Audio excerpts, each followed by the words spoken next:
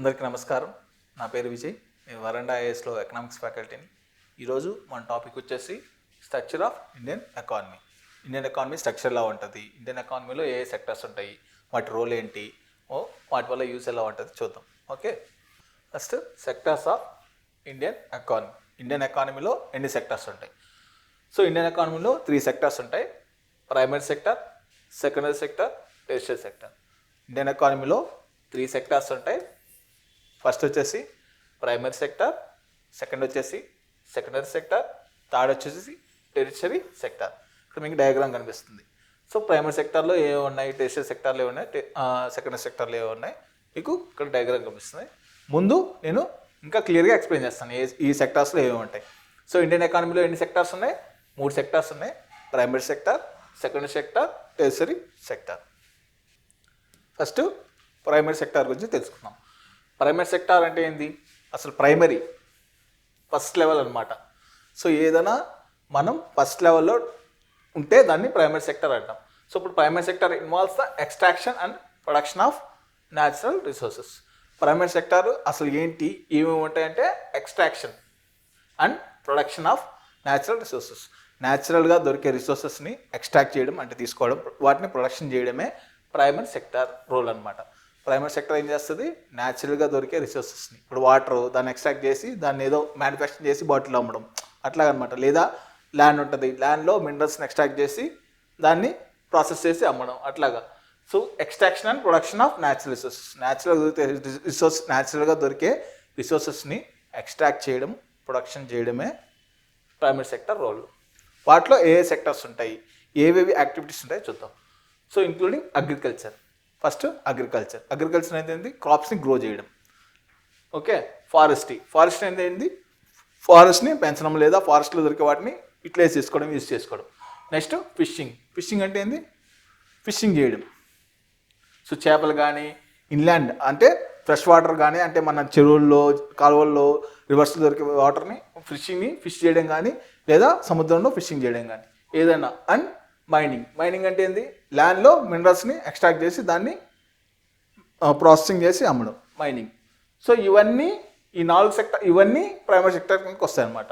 Agriculture, forestry, fishing, mining. ఇది primary sector కిందకి వస్తుంది. ప్రైమరీ సెక్టర్ అంటే ఏంది? ఎక్స్ట్రాక్షన్ అంటే ఎక్స్ట్రాక్ట్ చేయడం అండ్ ప్రొడక్షన్ ఆఫ్ రా మెటీరియల్స్. న్యాచురల్గా దొరికే మెటీరియల్స్ని, రా మెటీరియల్స్ని ఎక్స్ట్రాక్ట్ చేయడం, తీయడమే ప్రైమరీ సెక్టర్ రోల్ అనమాట. సో ఇది మన జీడిపికి ఎంత పర్సంటేజ్ ఇస్తుందన్నమాట? 16 to 70%.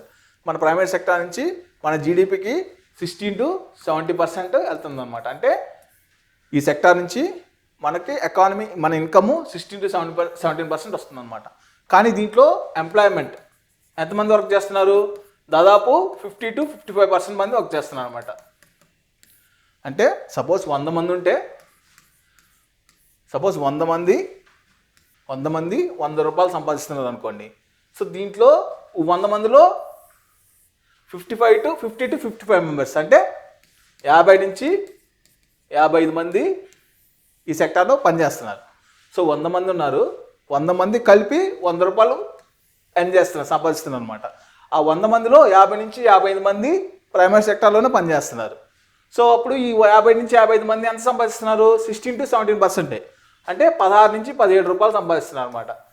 సో ఈ 50 నుంచి 55 మంది, 100 మందిలో 50 నుంచి 55 మంది ప్రైమరీ సెక్టార్లో పనిచేస్తున్నారు. వీళ్ళు ఎంత సంపాదిస్తున్నారు? 16 నుంచి 17 రూపాయలే 100కి. చూసారు ఎంత డిఫరెన్స్ ఉందో? పనిచేసే వాళ్ళు ఎక్కువ, కానీ వచ్చే ఇన్కమ్ తక్కువ. So agriculture. So India is a dependent on primary sector. Agriculture dominated economy. Primary sector మన ఇండియన్ ఎకానమీలో డామినేటెడ్ అనమాట. సో ప్రస్తుతం ఇప్పుడు బ్లూ ఎకానమీ అనేది రైజ్ అవుతుంది. బ్లూ ఎకానమీ అంటే ఏంది? సో ఓషన్స్ మీద, సీస్ మీద డిపెండ్ అయ్యే ఎకానమీని బ్లూ ఎకానమీ అంటాం. సో మన ఫిషింగ్ కానీ, లేదా వాటి మీద వచ్చే మినరల్స్ కానీ, లేదా మనం ఆఫ్షోర్ విండ్ ఎనర్జీకి వాడుతున్న వాటి కానీ, లేదా టైడల్ ఎనర్జీకి వాడుతున్న అవి కానీ. సో ఇవంతా బ్లూ ఎకానమీ అనమాట. సో మీకు ఇక్కడ డయాగ్రామ్లో కనిపిస్తుంది ప్రైమరీ సెక్టార్లు ఏవో ఉంటాయని చెప్పి. యానిమల్ హస్బెండరీ, పశువుల పెంపకం. సో ఇది క్రాప్స్, అగ్రికల్చర్ గ్రో చేయడం. ఇది ఫారెస్ట్రీ, ఇది ఫిషింగు, ఇది మైనింగ్. ఇవంతా ప్రైమరీ సెక్టార్లో ఉంటాయన్నమాట. So poultry, fishing, goat rearing. So ఇది పోల్ట్రీ, వెజిటేబుల్స్, ఇదంతా ప్రైమరీ సెక్టర్కి వచ్చేస్తాయి అన్నమాట. Next secondary sector. Secondary sector అంటే ఏంది? మనం ప్రైమరీ సెక్టార్లో ఎక్స్ట్రాక్ట్ చేసి ఉంటాం కదా మెటీరియల్స్, వాటిని మ్యానుఫ్యాక్చర్ చేయడం, వాటిని ప్రొడక్షన్ చేయడం, వాటిని ప్రాసెసింగ్ చేసి మనం జనాలు వాడుకునే విధంగా తయారు చేయడం. ఇప్పుడు రైస్ ఉంది, రైస్ మనం హార్వెస్ట్ చేస్తాం. సో రైస్ని మనం కోతకు వస్తాం. ఆ రైస్ని మనం డైరెక్ట్ తినేయలేము కదా, దాని మీద తొక్కు తీయాలి, అదంతా ప్రాసెసింగ్ చేయాలి, క్లీన్ చేయాలి, అదంతా వేరే వేరే ప్రాసెస్ ఉంటుంది. ఆ ప్రాసెస్ అంటే ఎక్కడ చేస్తాం? ఫ్యాక్టరీస్లో చేస్తాం. సో దాన్ని ఏమంటారు? మ్యానుఫ్యాక్చరింగ్ అంటాం. సో ఆ సెక్టర్ దేని కిందకి వస్తుంది? సెకండరీ సెక్టర్ కిందకి వస్తుంది. మైనింగ్ చేస్తాం. ఆ మైనింగ్ చేసిన ఆ మినరల్స్ని డైరెక్ట్ వాడుకోలేము కదా. ఇప్పుడు కోల్ ఉంది, ఆ కోల్ని డైరెక్ట్గా వాడుకోలేము కదా, దాన్ని క్లీన్ చేయాలి, ప్రాసెసింగ్ చేయాలి, అప్పుడే అది థర్మల్ పవర్ ప్లాంట్కి వెళ్తుంది, అక్కడి నుంచి మనకి కరెంట్ వస్తుంది. సో థర్మల్ పవర్ ప్లాంట్ ఏమవుద్ది? మ్యానుఫ్యాక్చరింగ్ అవుద్ది. సో అలాగనమాట. So secondary sector encompasses manufacturing. ఏముంటుంది దీంట్లో? మ్యానుఫ్యాక్చరింగ్ ఉంటుంది. ఏ వస్తువు అయినా మ్యానుఫ్యాక్చరింగ్ చేస్తే అది సెకండరీ సెక్టర్లోకి వస్తుంది. ఇప్పుడు ఈ పెన్ ఉంది, ఈ పెన్ మ్యానుఫ్యాక్చరింగ్ చేస్తే అది మ్యానుఫ్యాక్చరింగ్, మెషిన్స్ వాడు మ్యానుఫ్యాక్చరింగ్ చేస్తే అది సెకండరీ సెక్టర్. అలాగే కన్స్ట్రక్షన్ చేయడం కూడా సెకండరీ సెక్టర్. అలాగే ఇండస్ట్రీస్, ప్రతి ఇండస్ట్రీస్ కూడా సెకండరీ సెక్టర్ కిందకి వస్తాయి. సో దట్ ట్రాన్స్ఫార్మ్స్ రా materials from primary sector into finished goods. So మన ప్రైమరీ సెక్టర్లో ఉన్న రా మెటీరియల్స్ని ఫినిష్డ్ గూడ్స్, మనం వాడుకునే విధంగా ఫినిష్డ్ గూడ్స్లోకి ట్రాన్స్ఫార్మ్ చేయడమే సెకండరీ సెక్టర్ రోల్ అనమాట. సో దీంట్లో వచ్చేసరికి 28 to 30%, 28 to 30% ఇన్కము ఇక్కడి నుంచి వస్తుంది. అంటే మన 100 రూపీస్లో 28 to 30 రూపీస్ సెకండరీ సెక్టర్ నుంచి వస్తుంది. సో దీంట్లో ఎంప్లాయీ ఉండేది ఎంతమంది? 25 to 27% అనమాట. అంటే 27 నుంచి 100 మందిలో 25 నుంచి 27 మంది సెకండరీ సెక్టార్లో వర్క్ చేస్తున్నారు అనమాట. ఓకే. సో ఇది ఎందుకు ఇంపార్టెంట్? Green economy. ఇప్పుడంతా పొల్యూషన్ ఎక్కువైపోయింది, క్లైమేట్ చేంజ్ ఎక్కువైపోయింది. సో అందరికీ సీ లెవెల్ పెరిగిపోతూ ఉన్నాయి, వర్షాలు ఎట్లా పడుతున్నాయి, పంటలు ఎండిపోతున్నాయి, వరదలు వచ్చేస్తున్నాయి. ఇవంతా ఎందుకు వస్తున్నాయి? పొల్యూషన్ ఎక్కువైపోయి, క్లైమేట్ చేంజ్ ఎక్కువైపోయి. సో దాన్ని కంట్రోల్ చేయడానికి ఏం చేశారు? గ్రీన్ ఎకానమీ, అంటే పొల్యూషన్ తగ్గించేసి ఎకానమీని మంచిగా గ్రీన్గా మార్దాం అని చెప్పి ట్రై చేస్తున్నాం అనమాట. సో దీనివల్ల ఏం చేయాలి? సెకండరీ సెక్టర్లో ఉండేవాట పొల్యూషన్ కల్పించే ఇండస్ట్రీస్ అంతా ఏం చేయాలి? పొల్యూటెంట్ తగ్గించేటట్టు చేయాలి. సో ఇక్కడ చూసామంటే ఇది కన్స్ట్రక్షన్ చేస్తున్నారు, సెకండరీ సెక్టర్ కిందకి వస్తుంది. అలాగే ఇది మ్యానుఫ్యాక్చరింగ్, కార్ మ్యానుఫ్యాక్చరింగ్ చేస్తున్నారు. Next tertiary sector. So primary sector secondary sector అయిపోయింది. ప్రైమరీ సెక్టర్లో ఏంది? మన రా మెటీరియల్స్ని ఎక్స్ట్రాక్ట్ చేస్తాం. సెకండరీ సెక్టర్లో ఏంది? వాటిని మ్యానుఫ్యాక్చరింగ్ చేస్తాం, అంటే మనం వాడుకునే విధంగా తయారు చేస్తాం. సో ఈ రెండు సెక్టర్స్ ఇక్కడ ప్రామినెంట్ రోల్ ప్లే చేస్తాయి, గూడ్స్లో ప్రామినెంట్ రోల్ ప్లే చేస్తాయి. సో టెర్షియరీ సెక్టర్లో ఏమవుద్ది? ఇక్కడ ప్రామినెంట్ రోల్ ప్లే చేసేది సర్వీసెస్ అంటే మనకు కనిపించింది, ఫిజికల్గా కనిపించవు. అవి ఏమంటే బ్యాంకింగ్, హెల్త్ కేర్ ఉంది, చదువుతాము, అది ఫిజికల్ కనిపించదు కదా, మనం చదువుతాం. హెల్త్ కేర్ ఉంది, అది ఫిజికల్ కనిపించదు కదా. Okay. Tertiary sector includes banking. ఏమంటే దీంట్లో బ్యాంకింగ్ అంటే మీకు తెలుసు, బ్యాంకింగ్ ట్రాన్సాక్షన్ చేస్తూ ఉంటారు, మీకు అంతా తెలిసే ఉంటుంది. So education, next health care, IT information technology, next transport, next tourism. ఇవంతా సర్వీస్ సెక్టర్ కిందకు వస్తాయి. సో సర్వీస్ సెక్టర్ నుంచి మనకి ఎంత ఇన్కమ్ వస్తుంది? 55 to 60% వస్తుంది. 55 to 60% సర్వీస్ సెక్టర్ నుంచే మనకి ఇన్కమ్ వస్తుంది. సో 100 రూపీస్లో 55 నుంచి 60 రూపీస్ మనకి ఎక్కడి నుంచి వస్తుంది? సర్వీస్ సెక్టర్, టెర్షియరీ సెక్టర్ నుంచే వస్తుంది. సో ఎంతమంది ఎంప్లాయిడ్? 25 to 27% అనమాట.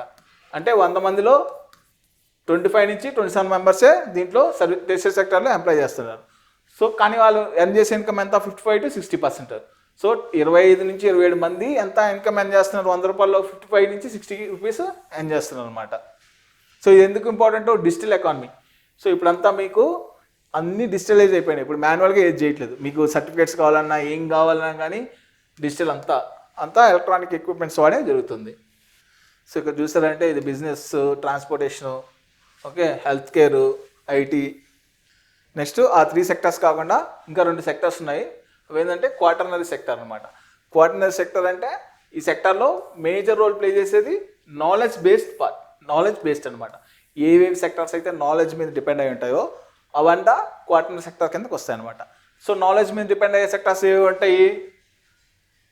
ఇంటెలెక్చువల్ సర్వీసెస్ అంటే మన క్రియేటివిటీని వాడి చేసేవాడిని ఇంటెలెక్చువల్ అంటాం. సపోజ్ ఎవరో ఒకరు మ్యూజిక్ కంపోజ్ చేశారు కానీ, లేదా హెవీ రీసెర్చ్ చేశారు. సో ఇవంతా ఇంటెలెక్చువల్ సర్వీసెస్ అంటాం. అండ్ ఇన్ఫర్మేషన్ టెక్నాలజీ, ఐటీలో ఏదైనా రీసెర్చ్ మీద, and research and development. So ఇది బేసికలీ ఏంది? క్వాటర్నరీ సెక్టర్ అంటే నాలెడ్జ్ బేస్డ్ అనమాట. సో రీసెర్చ్ అండ్ డెవలప్మెంట్ వాటి కిందకు వస్తుంది. Next quinary sector. Quinary sector అంటే ఏంది? ఈ సెక్టార్లో highest level of decision making. So కొన్ని సెక్టార్స్ ఉంటాయి కదా, ఆ సెక్టార్స్లో highest level of decision making జరుగుతుంటుంది. సపోజ్ ఇక్కడ టాప్ ఎగ్జిక్యూటివ్స్ ఏ కంపెనీలో ఏ డెసిషన్స్ తీసుకోవాలి, ఏది ఎంత ప్రొడ్యూస్ చేయాలి, ఏది ఎలా ప్రొడ్యూస్ చేయాలి అని చెప్పి టాప్ డెసిషన్స్ తీసుకుంటారు కదా టాప్ ఎగ్జిక్యూటివ్స్ వాళ్ళు. And government officials. So government officials obviously top level decisions తీసుకుంటారు. సో వీళ్ళంతా ఏ కిందకు వస్తారు? క్వీనరీ సెక్టార్ కిందకు వస్తారు. క్వీనరీ సెక్టార్ అంటే highest level of decision making. So ఒకసారి రివైజ్ చేసుకుందాం. Primary sector. ప్రైమరీ సెక్టర్ అంటే ఏంది? ఏదైనా న్యాచురల్ రిసోర్సెస్ని ఎక్స్ట్రాక్ట్ చేస్తే దాన్ని ప్రైమరీ సెక్టర్ అంటాం. సో అగ్రికల్చర్ కానీ, డైరీ కానీ, ఫిషింగ్ కానీ ఇవంతా ప్రైమరీ సెక్టర్ అనమాట. సెకండరీ సెక్టర్ అంటే ఏంది? ఈ ప్రైమరీ సెక్టర్లో ఎక్స్ట్రాక్ట్ చేసిన న్యాచురల్ రా మెటీరియల్స్ని మ్యానుఫ్యాక్చరింగ్ చేస్తాం అనమాట. సో దాన్ని ప్రాసెసింగ్ చేస్తాం, దాన్ని సెకండరీ సెక్టర్. మ్యానుఫ్యాక్చరింగ్ కానీ, కార్స్ కానీ, ఇంకేదైనా క్లోత్ మ్యానుఫ్యాక్చరింగ్, అన్నీ మ్యానుఫ్యాక్చరింగ్ సంబంధించిన ఏదైనా కానీ దీంట్లో ఏ వస్తాయి? కన్స్ట్రక్షన్, ఇవంతా మ్యానుఫ్యాక్చరింగ్ సెకండరీ సెక్టర్ కిందకే వస్తాయి. Next tertiary sector. So services అనమాట. ట్రాన్స్పోర్టేషన్ కానీ, బ్యాంకింగ్ కానీ, ఇన్సూరెన్స్ కానీ, హెల్త్ కేర్ కానీ ఇవంతా సర్వీస్ సెక్టర్స్ వస్తాయి. సో ఇక్కడ మనం చూసుకున్నారంటే సర్వీస్ సెక్టర్ 56% కంట్రిబ్యూట్ చేస్తుంది, అగ్రికల్చర్ 18% కంట్రిబ్యూట్ చేస్తుంది ఇన్కము, ఇండస్ట్రీ 26% కంట్రిబ్యూట్ చేస్తుంది. సో ఇక్కడ చూసుకుంటే మనం 55% వరకు అగ్రికల్చర్లో 55% వరకు జనాలు డిపెండ్ అవుతున్నారు. ఇక్కడ చూసుకుంటే ఇండస్ట్రీలో 25% వరకు జనాలు డిపెండ్ అవుతున్నారు. సర్వీసెస్లో చూసుకుంటే 27% వరకు జనాలు డిపెండ్ అవుతున్నారు అనమాట. ఓకే, సో ఈరోజు మనం మన ఇండియన్ ఎకానమీ స్ట్రక్చర్ ఎలా ఉంటుందో చూసుకున్నాం. నెక్స్ట్ వీడియోలో ఇంకొక క్లాస్ చూసుకుందాం. ఈ వీడియో మీకు అర్థమైందని చెప్పి నేను అనుకుంటున్నాను. Thank you. Veranda IAS, where your dream becomes reality.